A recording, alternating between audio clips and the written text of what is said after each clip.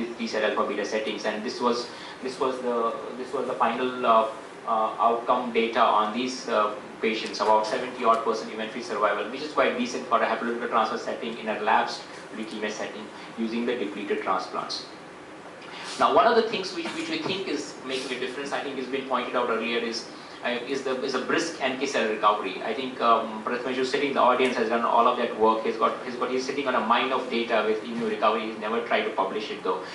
Is that on day 21, the NK cell recovery is so brisk, and that, although it doesn't carry on later on, but I think that's probably what makes a difference. So there a lot of LOB activity happens with NK cell recovery, and that we have seen. See the comparison between the three types. This is the T cell alpha beta group, and this is the non-manipulated group. That's the T replete group, where we use post-transfer cyclophosphamide. There's no NK cells at all in this group, but here NK cell recovery is so brisk. I think that's what probably is making the difference in the relapse rates, at least in this group of patients. This is again the same cartoon showing how the NK cells in the deplete group, so they would definitely come down and plateau. But it takes a while for the replete group to come up, and takes months for the NK cells to recover in the replete group. I think that's what's making a little bit of difference. I would like to show you one more that was on the, in fact this is going to be a presentation in the FOCON. I'm just going to steal the thunder of one of my fellows. And this is our experience in haplotransplantation in pediatric acute leukemias, and this is haploidentical transplants, about 32 of them, with age range of about 70 months, males and females. Most of them are ALLs, 21, and 11 AMLs. This is again the distribution of the same patient group. As I said, majority of the patients have had myeloid transplant. We don't use too many risks with leukemias, especially in children, if they can tolerate the full intensity transplants. This is the graft type. So as I said, we have used haplo with depletion, some haplo with PTCY, and some 20 odd patients had a haplo with PTCY, and the haplo with depletion was done in about 12 patients. Donor characteristics almost similar in both groups. And cell dose, of course, has been different. So we have used mega cell doses for T cell alpha with depletion as compared to PTCY is around 6 to 5, 6.4 as compared to about 20 odd in PTCY. This is a neutrophil engraftment comparison. The depleted ones engraft very early as compared to PTCYs. There's a good difference, about 4 to 5 days. And sitting in India, I think we all understand how much important it is for them to engraft earlier with small ring sepsis and gram negatives and MDRs in our BMT unit. So it makes a lot of difference to have this engraftment by 3 to 4 days earlier than the PTCYs. Platelet engraftment is also quite brisk. If you see the difference between the two, 10 days versus about 20 to 25 days. Now, the outcomes, the GVHD rates have been definitely less with T cell alpha beta depletion. Most of them are grade 1 and grade 2 and can be managed with a short course of steroids. We don't use any immunosuppression at all in the T cell alpha beta depleted transplants. We try to restrict the CD alpha beta count, dose, but we don't do any immunosuppression at all. If they develop some kind of this GVHD, then we'll introduce mild immunosuppression to control that. This is the acute GVHD data. Again, a difference with the two groups. This is the depleted group and the non-depleted group.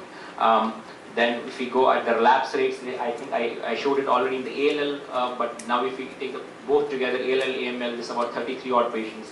It's definitely lesser as compared to all this, numbers are too small, but we feel that's lesser than the PTCY group. And this is the non-relapse mortality again. Showing a little bit lower trend in the depleted group than the non-depleted group, and the overall survival, although these numbers are small, so it doesn't reach significance, but there's definitely these two graphs are spreading apart. So 70 odd % versus 40 odd % in the deplete and the replete group. So this is what I had to talk about. So thalassemia and T cell alpha beta depletion experience in our center. Thank you very much for your attention.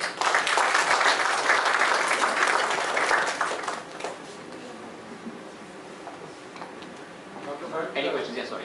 How would you figure it out when you use KD-MAX strategy for your thalassemia patient with very specific requirements where you want T cell repletion, depletion, and HSCT.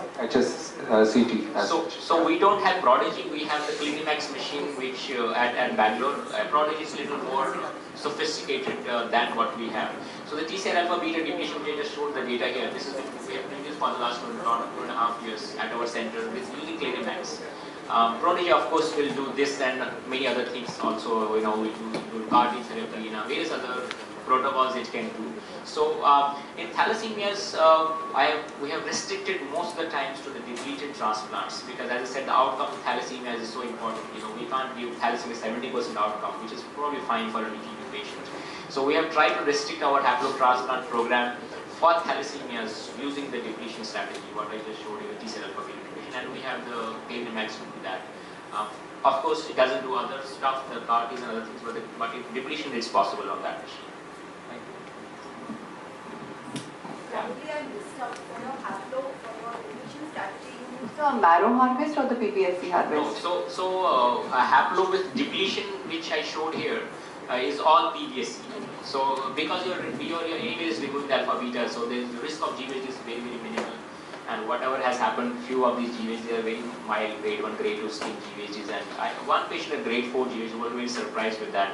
But otherwise, it has been very mild GVHD and has been very easy to manage.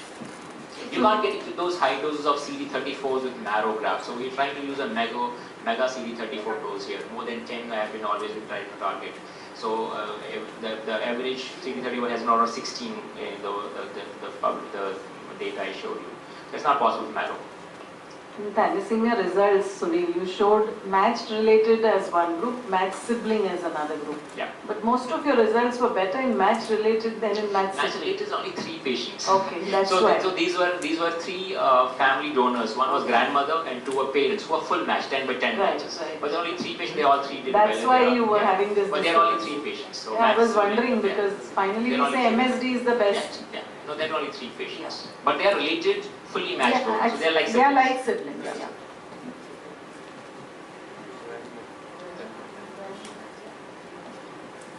Thank you.